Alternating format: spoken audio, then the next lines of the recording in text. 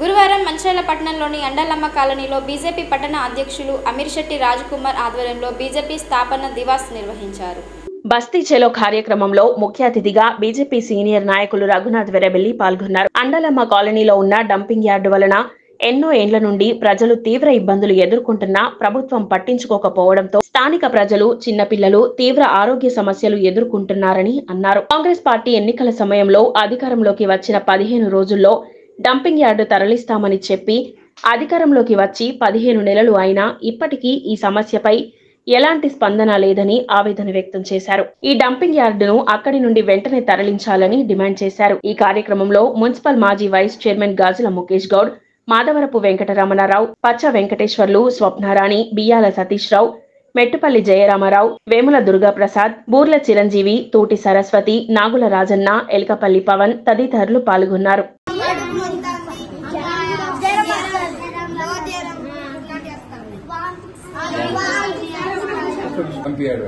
వాసన బాగా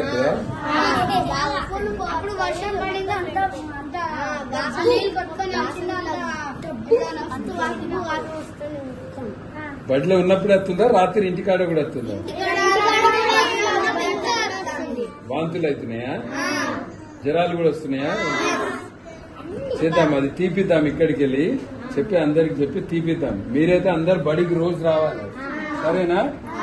డంపియార్డ్ సమస్యను వెంటనే, డంపియార్డ్ సమస్యను వెంటనే, డంపియార్డ్ సమస్యను వెంటనే, డంపియార్డ్ సమస్యను వెంటనే, డంపియార్డ్ సమస్యను వెంటనే. బీజేపీ జిందాబాద్, జిందాబాద్, బీజేపీ జిందాబాద్, జిందాబాద్, జిందాబాద్, బీజేపీ జిందాబాద్. ఎన్నికల్లో ఇచ్చినటువంటి హామీలను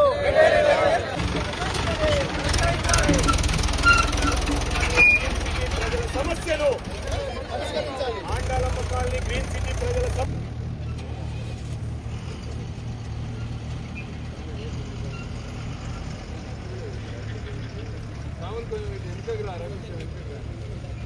అమ్మకి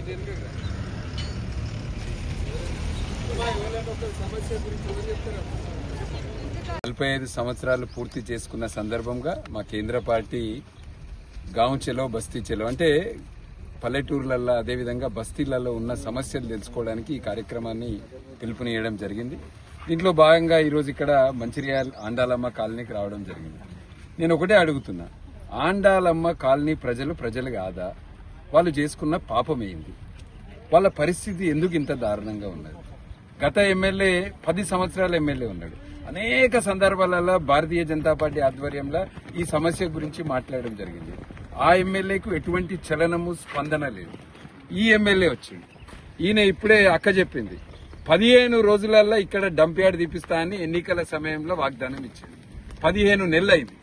ఈ 15 నెలల మన ఎమ్మెల్యేకి తెల్లారి లేస్తే నాకు మంత్రి పదవి వత్తదా రాదా, నాకు మంత్రి పదవి వత్తదా రాదా, మంత్రి పదవి మీద ఉన్న సొయి, దాని మీద ఉన్న ధ్యాస ఈ ఆండాలమ్మ కాలనీ ప్రజల మీద లేదు. ఒక ఆండాలమ్మ కాలనీ కాదు, ఇక్కడ పక్కకు గ్రీన్ సిటీ లక్షల రూపాయలు పెట్టి ప్లాట్లు కొనుక్కొని ఇల్లు కట్టుకున్నారు. ఈ సమస్యకి ఇప్పటివరకు పరిష్కారం రాలే. సిద్దిపేటకు ఒకసారి పోయి చూసినారు డంప్ యార్డ్ ఎట్లుంటుంది అక్కడ. నేర్చుకోండి. మీ నాయకులందరినీ బస్సు నేను పెడతా, మీ అందరు కాంగ్రెస్ నాయకులకు అందరికి బస్సు నేను పెడతా, అందరూ ఒకసారి సిద్దిపేటలో పోయి డంప్ యార్డ్ ఎట్లుంటుందో చూసిరాను. ఇటువంటి సమస్యల గురించి మేము మాట్లాడుతుంటే ఈ సమస్యలకు ఒక పరిష్కారము, ఒక ప్లాన్ గురించి లేకుండా వ్యక్తిగతంగా విమర్శలు, ధర్మం మీద విమర్శలు, హనుమాన్ దీక్ష తీసుకుంటే దాని మీద విమర్శలు. భారతీయ జనతా పార్టీ నాయకులు ఎప్పుడు కూడా రాజకీయాలను ధర్మంతో ముడిపెట్టారు.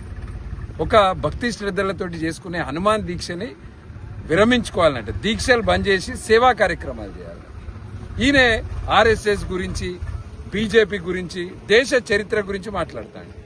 ఆర్ఎస్ఎస్ రాకముందు కాంగ్రెస్ పార్టీ ఉండేనట్టు, ఇక దానికంటే ముందు రాజులే ఉండేనట్టు, ఇక మధ్యలో వాళ్ళు లేరు. నిజాం పరిపాలన, మొఘల్ పరిపాలన, వాళ్ళు ఎట్లయితే ధ్వంసం చేసిర్రు, మన గుడ్లను గులగొట్టిర్రు, మన సంస్కృతిని, మన ధర్మాన్ని, ఒక ఆర్థికంగానే కాక 1000 సంవత్సరాల విదేశీ పాలనలో ఎంత నష్టం జరిగిందో మన ఎమ్మెల్యేకి తెలియనట్టున్నది. రాజులట చక్కగా కాంగ్రెస్ వచ్చిందట, ఇక మధ్యలో ఎవరు లేరు. భారతీయ జనతా పార్టీ ఒకటే ఒక సిద్ధాంతం మీద పనిచేస్తుంది. మన ధర్మము, మన సంస్కృతి, మన దేశం గతంలో జరిగిన తప్పిదాలు, విదేశీ పాలన సమయంలో మనందరినీ విడగొట్టి ఎట్లయితే డివైడ్ అండ్ రూల్, బ్రిటిష్ పరిపాలన అదే, కాంగ్రెస్ పార్టీ పరిపాలన ఇవాళ అదే. అది కాకుండా భారతీయ జనతా పార్టీ ఎక్కడ కూడా కాంప్రమైజ్ కాకుండా, జాతీయవాదం మీద కాంప్రమైజ్ కాకుండా పనిచేసే పార్టీ భారతీయ జనతా పార్టీ. మీకు ఎందుకయ్యా అయోధ్యలో ఓడిపోయినాం, కొన్ని ఊర్లలో ఓడిపోయినాం. ఎందుకు ఓడిపోయినామో సమీక్ష మేము చేసుకుంటాం. 11 సంవత్సరాలు అయింది మోడీ గారు ప్రధానమంత్రి అయ్యి, 3వ ప్రధానమంత్రి అయినరు. లోక్సభ ఎన్నికల తర్వాత ఢిల్లీ, మహారాష్ట్ర, హర్యానా, ఒరిస్సా ఇన్ని రాష్ట్రాలలో గెలిచినాం. అవన్నీ వదిలిపెట్టి ఎమ్మెల్సీ ఎన్నికలలో మొన్న ఓడిపోయినారు కాంగ్రెస్ పార్టీ వాళ్ళు. మరి దాని మీద మీ సమాధానం ఏంటిది? మీరు చక్కగా పనిచేసి మీరు ఇచ్చిన హామీలు నెరవేరిస్తే మొన్న 2 ఎమ్మెల్సీ సీట్లు ఓడిపోకపోతుండే కదా. మేము కోరేది ఒకటే, వ్యక్తిగతమైన విమర్శలు, భారతీయ జనతా పార్టీ అంతర్గత విషయాల మీద ఆలోచించకంటే మంచిర్యాల ప్రజలకు ఎన్నికల సమయంలో ఏమేమి హామీలు ఇచ్చిండ్రో, ఒక గవర్నమెంట్ దవాఖాన కొత్త హాస్పిటల్ కడుతున్నా అని ఇక దాని ముంగట్నే కూర్చొని రోజు దాని గురించే మాట్లాడకుండా ఇంకా వేరే ఏమేమి హామీలు ఇచ్చారు, అటు ఎల్లంపల్లి బాధితులకు, ఇటు ఆండాలమ్మ కాలనీ వాళ్లకు, 2 టౌన్కి ఫ్లైఓవర్, గోదావరి మీద వంతెన, అక్కడ సింగరేణి కార్మికులకు, రిటైర్డ్ కార్మికులకు ఇచ్చిన హామీలను నెరవేర్చుట్ల వాటి మీద దృష్టి పెట్టండి. Bharatiya Janata party Andalamma colony, green city ప్రజలకు అండగా ఉంటది. డంప్యార్డ్ సమస్య గతంలో కొట్లాడినాము, సమస్యకు పరిష్కరించేంత వరకు కూడా కొట్లాడతాం. రోడ్ ఎక్స్పాన్షన్ విషయంలో కూడా దసరా పండుగ, దీపావళి పండుగ అప్పుడు కూడా మంచిర్యాల వ్యాపారస్తులను ఇబ్బంది పెట్టారు. మార్కింగ్స్ లేకుండా, వాళ్ళతో ఎటువంటి చర్చలు జరగకుండా కూలగొట్టడాలు చేపట్టారు. మళ్ళా ఇప్పుడు కూడా ఈసారి ఈ ప్రాంతంలో ఉన్న వాళ్ళను, మేము అభివృద్ధికి వ్యతిరేకం కాదు, కానీ చర్చలు జరపాలి, వాళ్ళ సమస్యలు తెలుసుకోవాలి, తీసుకున్న తర్వాతనే నిర్ణయం తీసుకోవాలి. వీళ్లకు చలో బస్తీ చలో కార్యక్రమంలోని భాగంగా ఈనాడు బీజేపీ కేంద్రం ఇచ్చిన పిలుపు మేరకు మా మంచిర్యాల పట్టణంలోని ఆండాల్దేవి కాలనీకి ఇవాళ బీజేపీ కుటుంబ సభ్యులందరూ రావడం జరిగింది. గౌరవ ఈ యొక్క కార్యక్రమానికి అతిథిగా పెద్దలు గౌరవనీయులు బీజేపీ మాజీ జిల్లా అధ్యక్షులు పెద్దలు ఎర్రబెల్లి రఘునాథ్ గారు ఈ కార్యక్రమంలో పాల్గొనడం జరుగుతోంది. అదేవిధంగా రమణారావు గారు, ఈ డివిజన్ ఇన్ఛార్జ్ జయరామ్ గారు, అదేవిధంగా మా పట్టణ అధ్యక్షులు గౌరవనీయులు అమీర్శెట్టి రాజు గారు, ఈ ప్రాంత బీజేపీ సీనియర్ నాయకులు వెంకటేశ్వర్ గారు, వారి సతీమణి, అదేవిధంగా చాలా మంది మా బీజేపీ కుటుంబ సభ్యులున్నారు. వారందరికీ కూడా పేరు పేరున హృదయపూర్వక నమస్కారాలు తెలియజేస్తూ, ఈనాడు ఈ ప్రాంతంకి వచ్చిన తర్వాత ఇక్కడ ఉన్నటువంటి పేద ప్రజలు చెప్తున్న సమస్యలు వింటే అసలు మనం మంచిర్యాలలోనే ఉన్నామా లేమా అనేటువంటి పరిస్థితి. ఎంత ఘోరమైన పరిస్థితి అని అంటే, ఒక రోజు కాదు, 2 రోజులు కాదు, ఇక్కడికి వచ్చి మేము ఒక 10 నిమిషాలు అయింది, 10 నిమిషాలకే అందరూ ముక్కు మూసుకుని ఉండేటువంటి పరిస్థితి. ఇంత ఘోరమైన పరిస్థితిలో 24 గంటలు పెద్దవాళ్ళమైన మనమే ఒక 5-10 నిమిషాలు తట్టుకుంటలేమంటే చిన్నపిల్లలకి ఎంత ఘోరమైన పరిస్థితి, ఎంత దారుణమైనటువంటి పరిస్థితి. ఇంతకుముందు మహిళా సోదరిమణి మా గౌరవ రగన్న గారికి రిప్రజెంటేషన్ ఇచ్చి చెప్తా ఉంటే మా పక్కకుండి మాకు ఎంతో బాధ అనిపించింది. అరే ఇంత ఘోరం, అంటే కనీసం ఫ్యాన్లు కానీ కూలర్లు కానీ వేసుకునే పరిస్థితి లేదు అని అంటే ఎక్కడ పోతా ఉన్నాం మనం? ఈ సమస్య విషయం లోపల పరిష్కారము ఎంత యుద్ధ ప్రాతిపదికన చేయాలా? మొట్టమొదలు సమస్య పరిష్కారం చేయాల్సింది ఇది. దీనికి తర్వాతనే ఇంకొక సమస్య విషయంలో పరిష్కార దిశగా మీరు వెళ్ళాలి తప్ప దీన్ని పక్కకు పెట్టి ఇంకా ఏదో అది చేస్తున్నాం ఇది చేస్తున్నాం అని అంటే అది ఎవరి కోసము? ఇక్కడ ఉన్నటువంటి ప్రజలు కాదా? ఇక్కడ ఉన్నటువంటి ప్రజల ఏమన్నా ప్రాణ నష్టం జరిగితే దానికి ఎవరు బాధ్యులు? ఇంట్లో ఒక యజమానికి ఏమన్నా జరిగితే ఆ కుటుంబం పరిస్థితి ఎక్కడికి పోతుంది? ఈ విధంగా చెప్పుకుంటూ పోతే చాలా దయనీయమైనటువంటి పరిస్థితి. ఈ సందర్భంగా నేను విజ్ఞప్తి చేస్తా ఉన్నాను, ఏదైతే ఈ డంపింగ్ యార్డ్ విషయం చెప్పారో, తర్వాత రోడ్డు సమస్య, ఆ రోజు లేఅవుట్ చేసి అప్పుడు మాజీ శాసనసభ్యులు గోనె హనుమంతరావు గారు, అదేవిధంగా మురళి గారు, వీళ్ళందరి సారథ్యం లోపల ఇక్కడ లేఅవుట్ చేసి ప్లాట్లు ఇచ్చినటువంటి ప్లాట్లు. ఆ ప్లాట్లకు ఇంతకుముందు అమ్మ చెప్పినట్టు అందరు ఎవరెవరో వస్తా ఉన్నారు, మార్కింగ్లు పెట్టిపోతా ఉన్నారట. ఆ మార్కింగ్లు పెట్టిపోతే ప్రజలు అంటే వాళ్ళు కనీసం నిద్రపోయే పరిస్థితి లేదు. అసలు ఏం మార్కింగ్ పెడుతున్నారు, ఏం రోడ్డు ఏంది అని వాళ్ళకు తెలియజేయాల్సినటువంటి అవసరం ఉంది. వాళ్ళకు ఒకవేళ అదేమన్నా జరిగితే దానికి పరిష్కారం ఏంది, వాళ్ళకి ఏం మార్గం చూపిస్తా ఉన్నారన్నది తెలియజేయాల్సినటువంటి అవసరం ఉన్నది. అభివృద్ధికి మేము ఎప్పుడూ అడ్డం కాదు, అభివృద్ధి చేయండి, దాన్ని మేము స్వాగతిస్తాం. బీజేపీ పార్టీ తరఫున మా రగన్న గారి నాయకత్వం లోపల మేము స్వాగతిస్తాం. కానీ నువ్వు వాళ్ళు భయభ్రాంతులు అయ్యే విధంగా, వాళ్ళు ఆందోళన చెందే విధంగా, వాళ్ళ లోపల అసలు నిద్రాలు మానే విధంగా ఏం జరుగుతుందో ఏందో అని తెలియనటువంటి పరిస్థితి. ఇప్పటికి ఒకసారి కాదు, 2 సార్లు కాదు, ఒక 3-4 సార్లు వచ్చి ఎవరి అంగాల వాళ్ళు మార్కింగ్ పెట్టుకుంటా పోతా ఉన్నారు. నేను ఈ సందర్భంగా విజ్ఞప్తి చేస్తా ఉన్నాను, ఇది హైదరాబాద్ లో జరిగిన హైడ్రా లాగా ఇక్కడ ప్లే చేస్తా ఉన్నారు. ఇది ఎంతవరకు సమంజసం? ఇది సరైన విధానం కాదు. మీరు తప్పకుండా మొట్టమొదలు ఇక్కడ ఉన్నటువంటి ప్రజలతోటి చర్చించాల్సినటువంటి అవసరం ఉంది. వారి సమస్య, వారు ఏదైతే మీరు చేయాలనుకుంటున్నా ఆ ప్లాన్ ను ముందట పెట్టాల్సినటువంటి అవసరం ఉంది. దానిలో ఎవరికి నష్టం జరుగుతుంది, ఆల్టర్నేట్ గా ఎవరెవరికి ఏమేమి చేస్తారు, అది వాళ్ళ ఆమోద యోగ్యంగా మీరు ముందుకు పోవాలి తప్ప దాంట్లో వాళ్లకు వ్యతిరేకంగానో వాళ్లకు లాభం చేయకుండానో ముందుకు పోతే బీజేపీ పార్టీ తరఫున మేము ఊరుకుండే సమస్య లేదని చెప్పి ఈ సందర్భంగా విజ్ఞప్తి చేస్తా ఉన్నాం. ఈ సందర్భంగా డంపింగ్ యార్డ్ విషయం, అదేవిధంగా రోడ్డు విషయము, ఇక్కడ ఉన్నటువంటి సమస్యలు, దీనికి కాకుండా ఇతరత్ర ఇవాళ కేంద్ర ప్రభుత్వం నుంచి నరేంద్ర మోడీ గారి నాయకత్వం లోపల ప్రతి ఒక్క వ్యక్తికి, తెల్ల రేషన్ కార్డు ఉన్న ప్రతి వ్యక్తికి 5 కిలోల బియ్యము ఈనాడు కేంద్ర ప్రభుత్వం నుంచి వస్తా ఉంది. ఈ కేంద్ర ప్రభుత్వం నుంచి వస్తున్నటువంటి విషయాన్ని ప్రజలందరికీ తెలుసు, అయినా మేము మళ్ళీ తెలియజేయాల్సినటువంటి అవసరం ఉంది కాబట్టి మేము వచ్చాం. ఈ విషయం లోపల ఒక పెద్ద రాద్ధాంతం చేస్తా ఉన్నారు. ఏం రాద్ధాంతము? ఫోటో గురించి రాద్ధాంతం చేస్తా ఉన్నారు.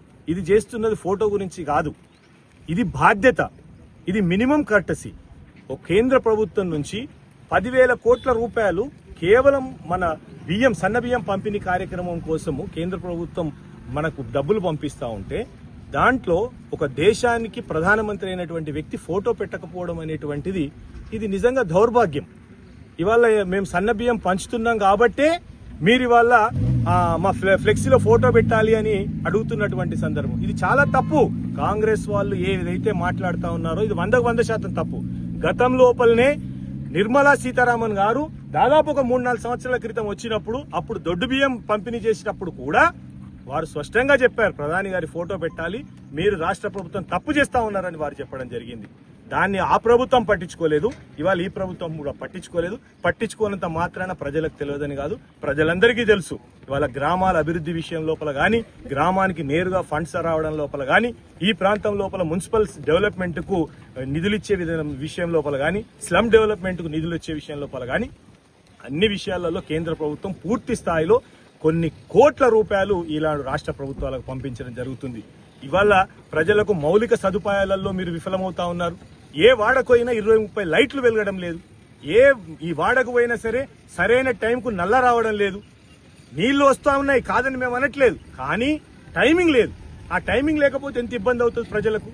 అదే విధంగా లైట్లు ఇవాళ దాదాపు ఏ వాడకు పోయినా 20-30 లైట్లు లేవు. ఆ లైట్లను పోయి అది వచ్చేసరికి ఈ లైట్లు పెడదామని ఒక 10-20 మీరు తెచ్చేసరికి మళ్ళీ ఇంకొక 10-20 పోతా ఉన్నాయి. ఎప్పుడు ఒక 20-30 లైట్లతో అంధకారంలో ఒక్కొక్క ప్రతి వార్డు ఉంటా ఉంది. ఇవన్నీ సరైన విధానం కాదు. ఈ మౌలిక సదుపాయాలు చేయాల్సినటువంటి బాధ్యత మున్సిపల్ కార్పొరేషన్ పై ఉంది.